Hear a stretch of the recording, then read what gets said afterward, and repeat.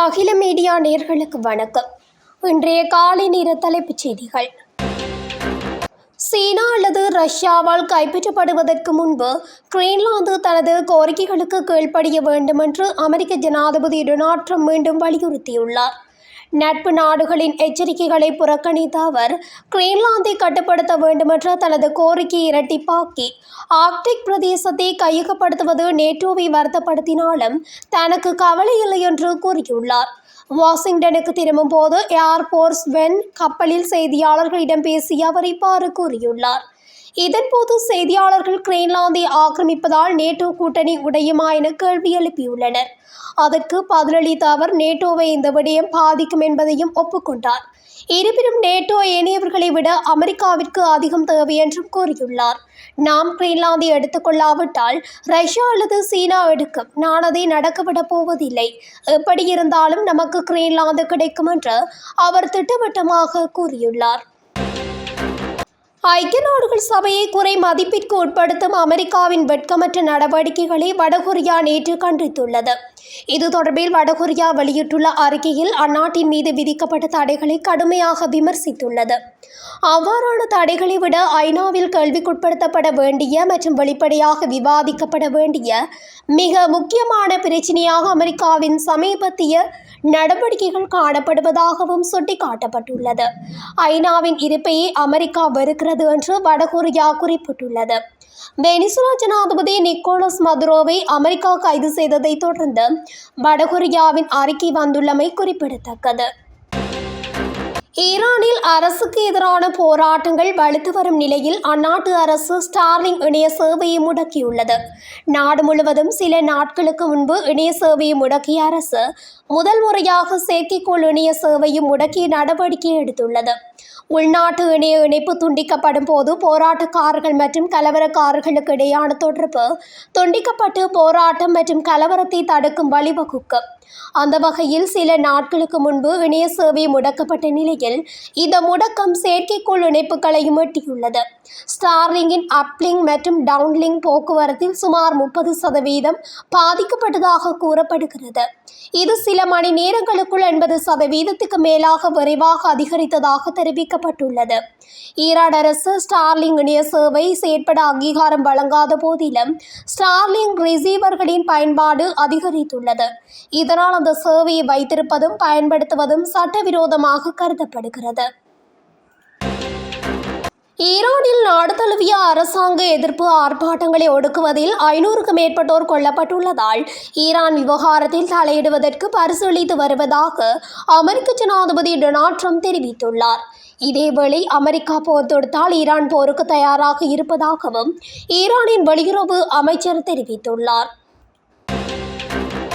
Elon மஸ்கின் X சமூக ஊடக தளத்தில் பெண்களின் அரை நிர்வாண படங்களை உருவாக்க பயன்படுத்தப்படும் செயற்கை நுண்ணறிவு கருவியான ஏஐ குரோக்கை பயன்படுத்துவது குறித்து பிரித்தானியா விசாரணைகளை ஆரம்பித்துள்ளது.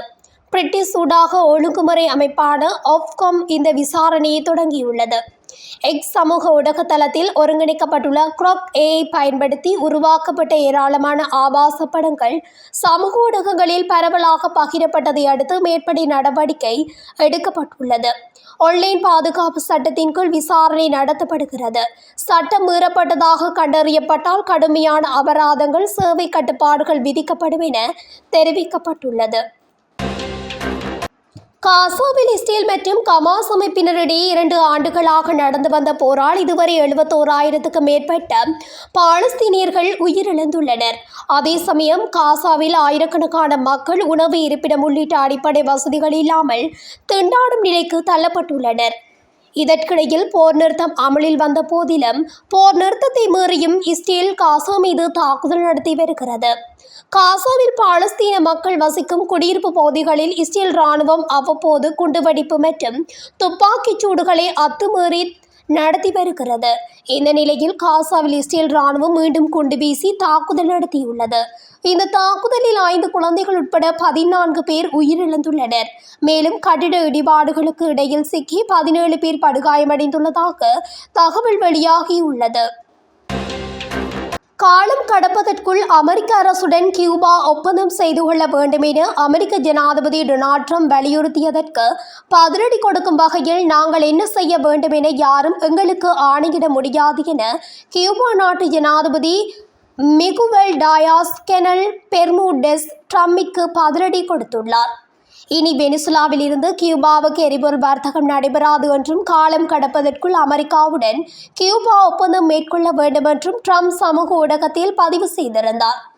அதற்கு பதிலளிக்கும் வகையிலேயே கியூபா ஜனாதிபதி தனது எக்ஸ் தளத்தில் மனித உயிர்கள் உட்பட அனைத்தையும் வியாபாரமாக மாற்றுபவர்களுக்கு கியூபாவை நோக்கி விரல் நீட்ட எந்த தார்மீக அங்கீகாரமும் இல்லை.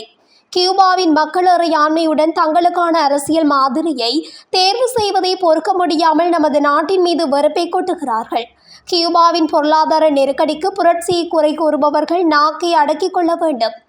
ஏனென்றால் அமெரிக்கா கடந்த 60 ஆண்டுகளாக பயன்படுத்தி வந்த கழுத்தை நெரிக்கும் நடவடிக்கைகளின் பலனை இப்போது அனுபவித்து வருகிறது. கியூபா ஒரு சுதந்திரமான இறையாண்மை கொண்ட நாடு. நாங்கள் என்ன செய்ய வேண்டும் என்று யாரும் எங்களுக்கு ஆணையிட முடியாது. கியூபா ஆக்கிரமிப்பு செய்யவில்லை. அது 66 ஆண்டுகளாக அமெரிக்காவால் ஆக்கிரமிக்கப்பட்டுள்ளது. மேலும் கியூபா யாரையும் அச்சுறுத்துவதில்லை. கடைசி சொட்டு இரத்தம் உள்ளவரை தாயகத்தை பாதுகாக்க கியூபா தயாராக உள்ளது என்று குறிப்பிட்டுள்ளார். ஈரானின் நிலவி வரும் பதற்றமான சூழலுக்கு அமெரிக்காவும் இஸ்ரேலுமே காரணம் என்றும் இவ்விரு நாடுகளும் திட்டமிட்டு கலவரங்களை தூண்டி வருவதாகவும் ஈரான் அதிபர் மசூத் பெஸ்கியான் குற்றம் சாட்டியுள்ளார். மக்களின் நியாயமான கோரிக்கைகளுக்காக அவர்களுடன் பேச்சுவார்த்தை நடத்த தயார். அதே நேரம் வன்முறையாளர்கள் மீது கடும் நடவடிக்கை எடுக்கப்படும் என்றும் அவர் எச்சரித்துள்ளார். ஈரான் மீது சர்வதேச நாடுகள் விதித்துள்ள பொருளாதார தடைகள் மற்றும் அந்த நாட்டின் அணுசக்தி திட்டம் காரணமாக ஏற்பட்டுள்ள பொருளாதார நெருக்கடி, விலைவாசி உயர்வுக்கு எதிராக தொடங்கிய போராட்டம் தற்போது ஆட்சி மாற்றத்தை கோரும் மாபெரும் மக்கள் போராட்டமாக உருவெடுத்துள்ளது என்றும் அவர் தெரிவித்துள்ளார். இந்த போராட்டத்தில் 500க்கும் மேற்பட்டோர் உயிரிழந்துள்ளதாகவும் தெரிவித்துள்ளார். ஈரான் முதலில் தாக்காது, ஆனால் போருக்கு தயாராக உள்ளது என ஈரானின் வெளியுறவு அமைச்சர் அப்பாஸ் அராக்சி அறிவித்துள்ளார். மேலும் அவர் கடந்த ஆண்டு ஜூன் மாதத்தில் இஸ்ரேலுடனான 12 நாள் மோதலின் போது இருந்ததை விட ஈரான் இன்னும் தயாராக இருப்பதாக தெரிவித்துள்ளார். ஈரானில் நிலவி வரும் அமைதியின்மைக்கு மத்தியில் நடந்து வரும் கட்டுப்பாடுகள் பாதுகாக்கப்படுவதாகவும் இனி எந்த அச்சுறுத்தல்களும் இல்லை என்பதை நாங்கள் உறுதி செய்யும் வரை அந்த கட்டுப்பாடுகள் தொடரும் என்று அவர் கூறியுள்ளார். எனவே போராட்டத்தை கட்டுப்படுத்த ஈரான் மேற்கொள்ளும் நடவடிக்கைகளில் அமெரிக்கா தலையிட்டால் போரை மேற்கொள்ள தயங்க மாட்டோம் என ஈரான் எச்சரித்துள்ளமை குறிப்பிடத்தக்கது. ஈரான் மீது அமெரிக்க தாக்குதல்களை நடத்தினால் பதிலடி கொடுக்கப்படும் என்றும் ஈரானிய உயர்மட்ட தலைவர் அயதுல்லா அலி கமேனி கடுமையான எச்சரிக்கைகளை அமெரிக்காவுக்கு எதிராக பிறப்பித்துள்ளார். ஈரானிய அரசாங்கத்திற்கு எதிராக நாட்டு போராட்டக்காரர்கள் இரவோடு இரவாக கடும் போராட்டத்தில் ஈடுபட்டு வருகின்றமையும் குறிப்பிடத்தக்கது. இந்நிலையில் குறித்த போராட்டங்களில் சுமார் 500 பேருக்கு மேல் இறந்துள்ளதாகவும் தெரிவிக்கப்படுகிறது. தெற்கு காசா பகுதியில் 3 பாலஸ்தீனியர்கள் கொல்லப்பட்டுள்ளனர். இஸ்ரேல் முற்றுகையிடப்பட்ட பகுதியில் அக்டோபர் மாத போர் நிறுத்த ஒப்பந்தத்தை மீறியதன் விளைவாக கமாஸ் போராளிகள் குழுவொன்று ஒரு மூத்த பாதுகாப்பு அதிகாரியை கொன்ற தாக்குதலை நடத்தியதாக காசாவின் வட்டாரங்கள் தெரிவித்திருந்த நிலையில் திங்களன்று இவ்வாறு இஸ்ரேல் தாக்குதல் நடத்தியுள்ளது. கான்யூனிஸில் 3 பாலஸ்தீனியர்கள் இஸ்ரேலிய குவாட்காப்டர் ட்ரோன் சுட்டு வீழ்த்தியதாக அந்த வட்டாரங்கள் தெரிவித்துள்ளன.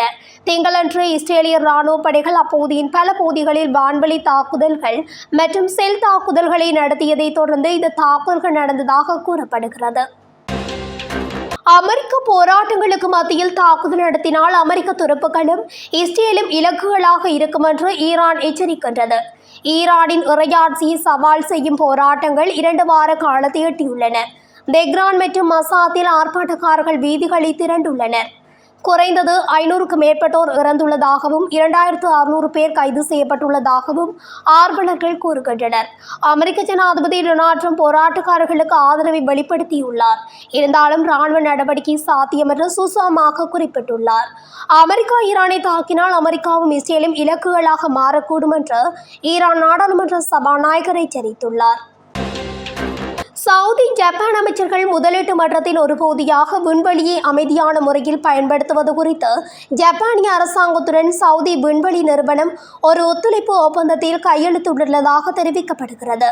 இந்த ஒப்பந்தம் ஜப்பானின் அமைச்சரவை அலுவலகம், கல்வி, கலாச்சாரம், விளையாட்டு, அறிவியல் மற்றும் தொழில்நுட்ப அமைச்சகம் மற்றும் பொருளாதார, வர்த்தக மற்றும் தொழில்துறை அமைச்சகத்துடன் கையெழுத்தாகியுள்ளமை குறிப்பிடத்தக்கது. இத்துடன் அகில மீடியாவின் இன்றைய உலகத்தின் முக்கிய செய்திகள் நிறைவடைகின்றன. தொடர்ச்சியாக செய்திகளை அறிந்து கொள்ள அகில மீடியா ஊடகத்துடன் இணைந்திருங்கள். நன்றி, வணக்கம்.